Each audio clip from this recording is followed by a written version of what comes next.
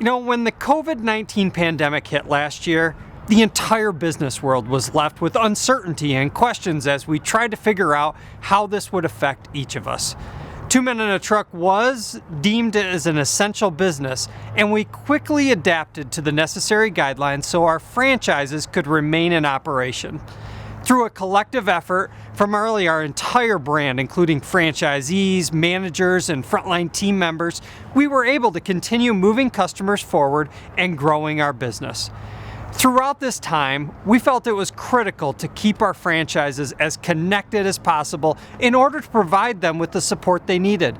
Through frequent emails and video updates, we worked to inform our teams of the latest CDC guidelines, PPP loan information, and any other updates that might affect how their businesses would operate.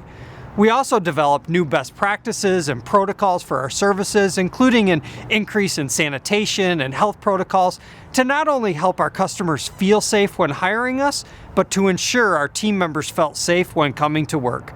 I am blown away with how our franchises responded to the challenges of 2020.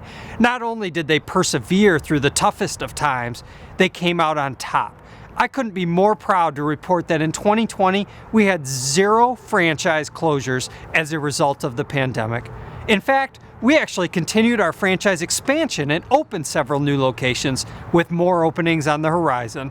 This is a testament to the outstanding commitment and dedication of our franchise owners and their teams.